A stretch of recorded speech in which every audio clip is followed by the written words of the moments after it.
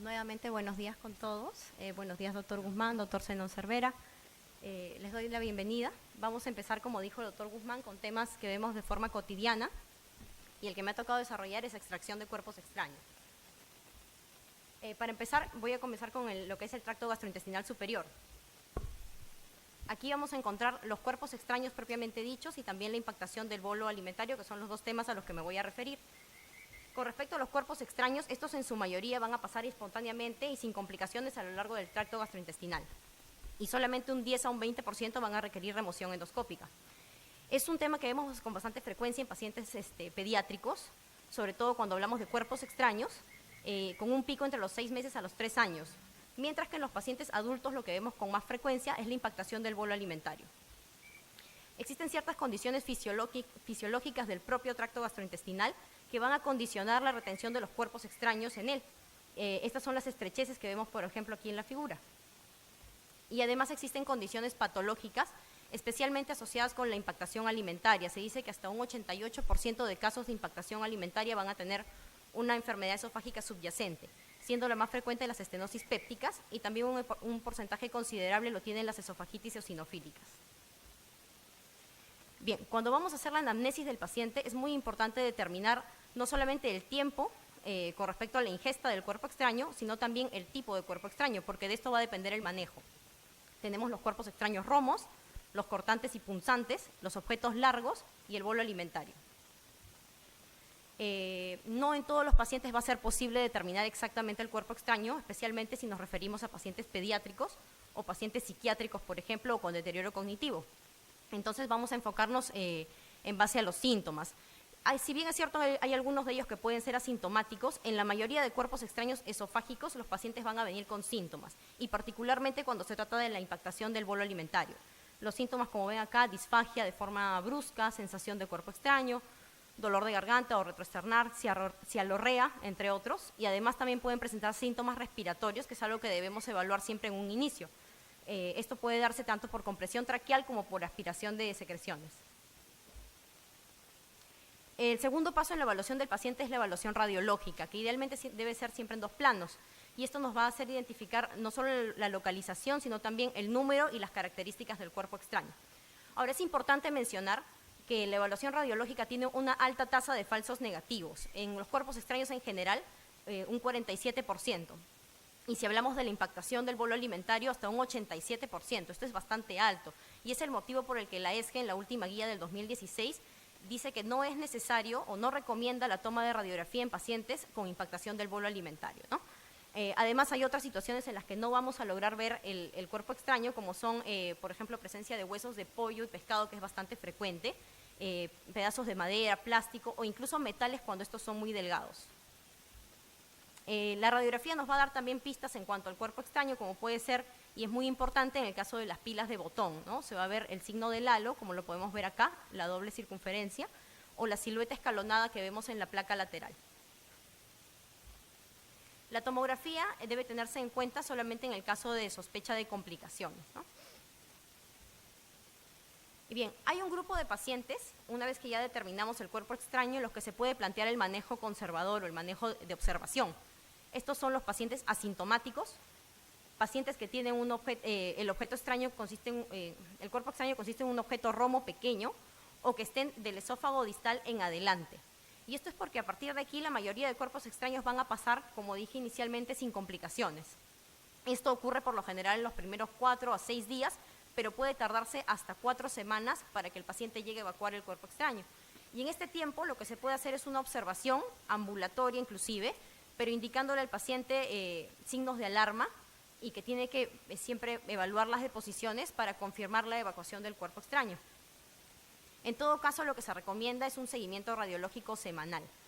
Y en caso, por ejemplo, de que el cuerpo extraño no llegue a atravesar el píloro, en más o menos 3 a 4 semanas ya está indicado la extracción endoscópica.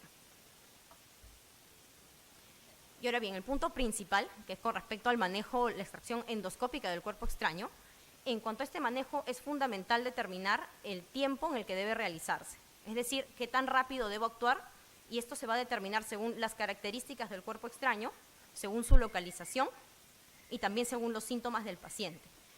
Hay un grupo de pacientes que van a requerir manejo de emergencia. Este manejo tiene que ser en las primeras 6 horas e incluso se dice que en las primeras 2 horas es lo ideal. Y estos son los casos de obstrucción esofágica completa, casos de pila de botón en esófago, casos de cuerpo extraños cortantes y punzantes en esófago. Entonces, en estos casos siempre tener en cuenta manejo de emergencia. En el resto de casos de cuerpo extraño esofágico, como son los cuerpos extraños no punzantes ni cortantes, o que no se trate de pilas, o bolos alimentarios en esófago sin obstrucción completa, el manejo ya pasa a ser de urgencia. Y en este tenemos un lapso de 24 horas para el manejo de esta situación. Además, si nos referimos a cuerpos extraños gástricos, el manejo de urgencia lo van a requerir aquellos cuerpos extraños cortantes y punzantes, cuerpos extraños largos, mayores de 5 a 6 centímetros, tanto en esófago como en duodeno proximal, y además objetos magnéticos e imanes. La endoscopía electiva estaría indicada en caso de cuerpos extraños romos mayores de 2 a 2.5 centímetros en esófago, pues estos con dificultad van a pasar el píloro. Y además en el caso de pilas de botón o pilas cilíndricas que permanezcan en el estómago por 48 horas. Como decía, el tiempo es un factor muy importante cuando hablamos de cuerpos extraños. Se ha visto en diversos estudios, y este que estoy poniendo aquí es el estudio más grande, que se ha hecho en China en el año 2017, en el que encuentran que a mayor tiempo de impactación del cuerpo extraño, disminuye el riesgo de la tasa de éxito de extracción endoscópica y aumenta también el riesgo de complicaciones. Esto es algo que debemos tener en cuenta. Y además, otros factores de riesgo que se han encontrado en este estudio para complicaciones son la edad, mayor de 60 años, el tiempo de impactación mayor de un día, la localización esofágica del cuerpo extraño y el tipo del cuerpo extraño cortante.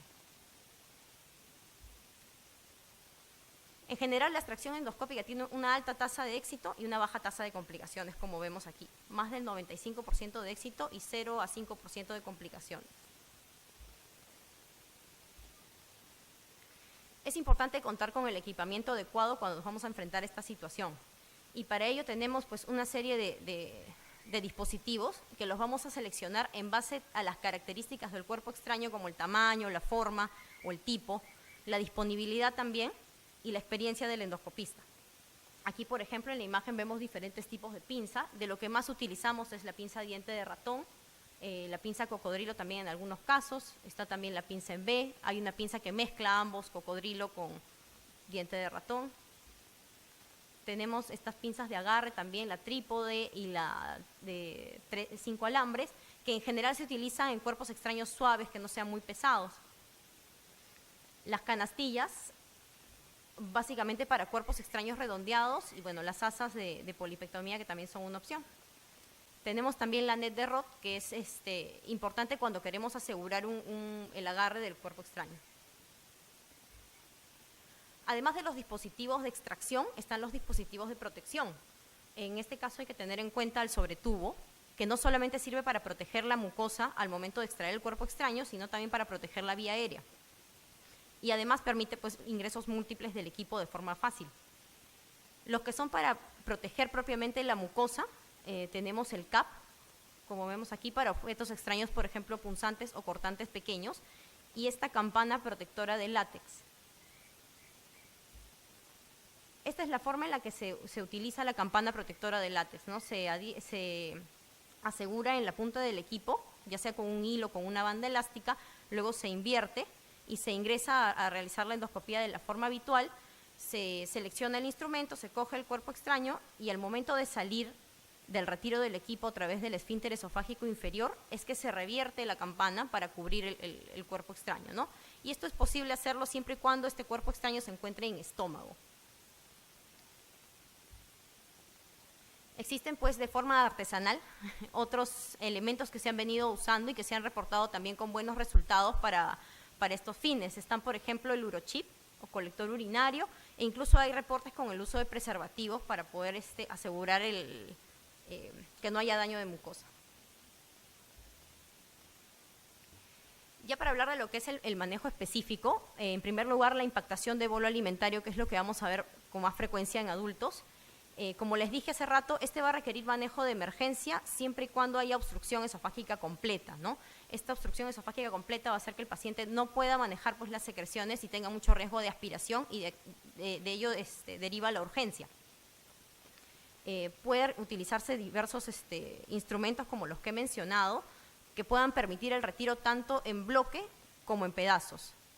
E incluso la técnica de empuje es bastante segura, es decir, con el mismo instrumento empujar el bolo alimentario hasta el estómago. Idealmente se debería transponer el bolo antes de realizar este empuje.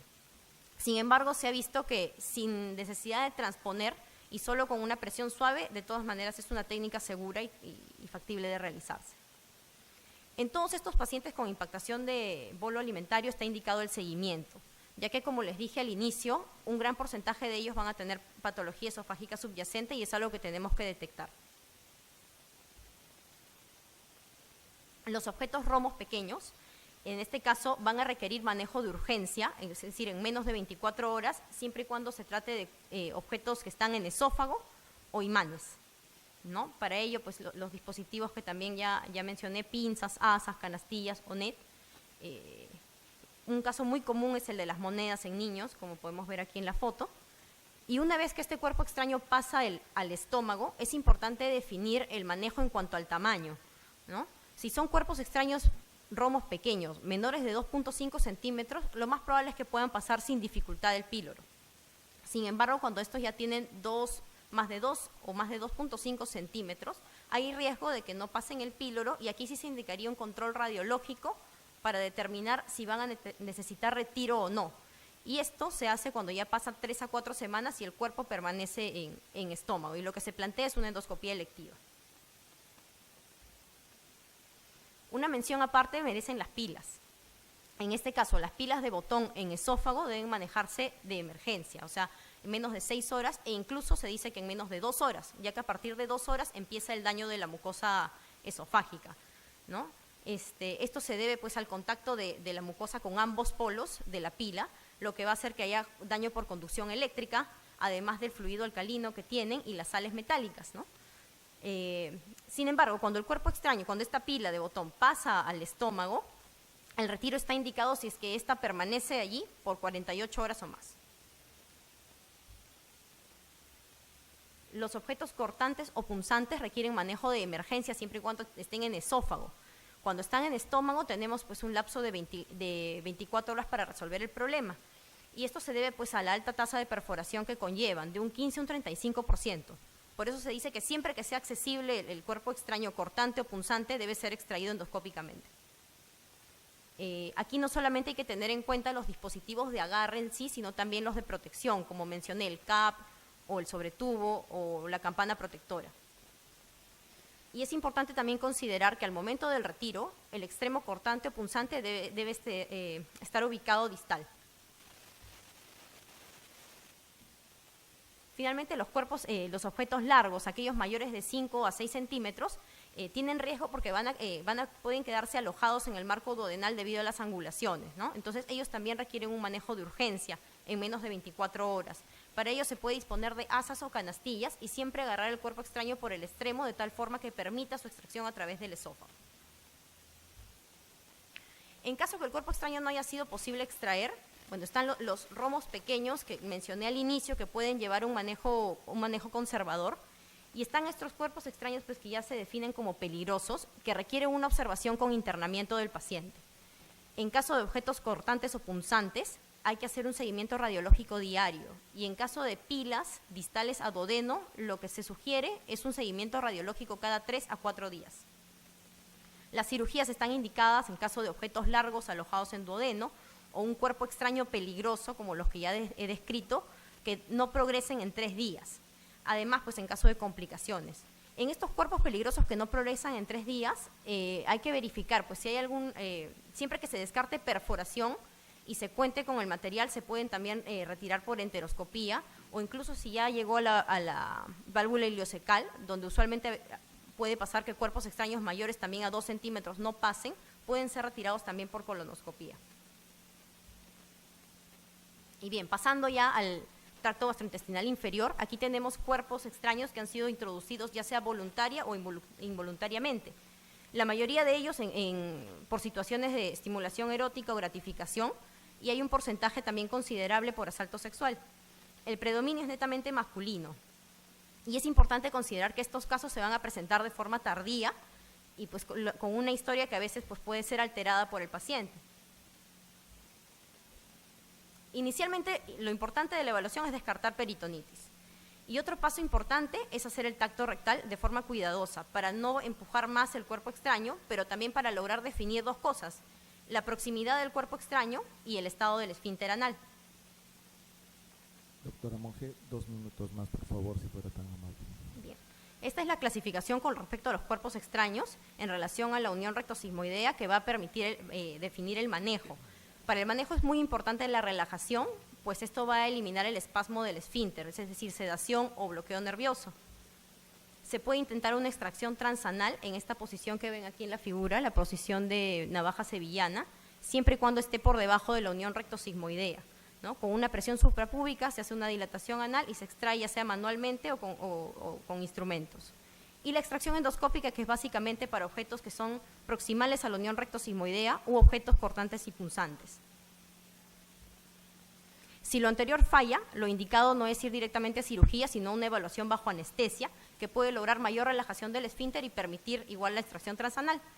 Si es que esto no es posible, ya pasamos a la cirugía. En primer lugar, un ordeñamiento inferior para una extracción transanal y luego una colotomía en caso esto no sea posible.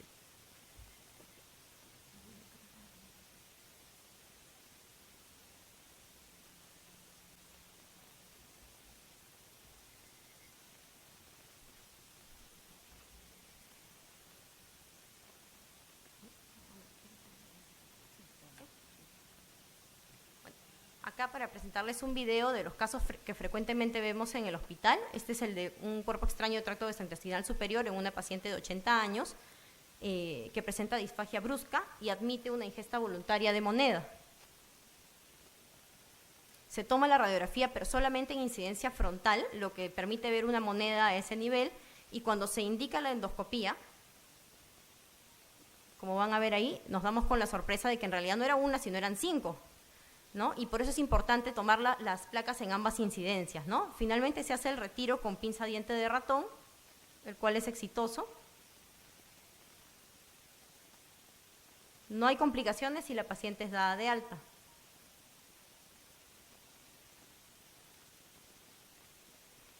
En tracto gastrointestinal inferior tenemos un caso curioso que recibimos de una, como pueden ver, una zanahoria, con el extremo proximal en el ángulo recto sigmoideo, por lo que se indicó la extracción endoscópica.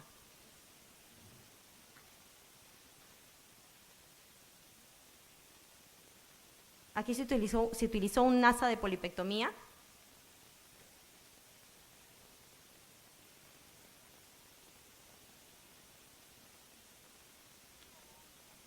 Como van a ver, se logra enlazar el cuerpo extraño.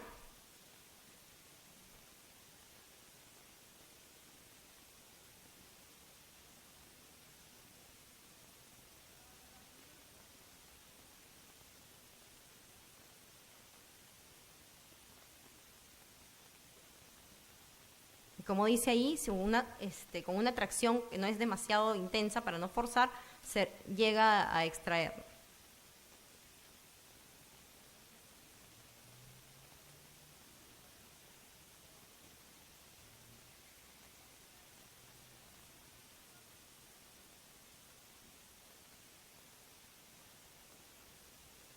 Es importante, después de extracciones de cuerpo extraño en tracto gastrointestinal inferior, siempre revisar la mucosa para ver si hay algún daño y si es así el paciente requiere observación, y además hacer un tacto rectal posterior para evaluar el estado del esfínter anal.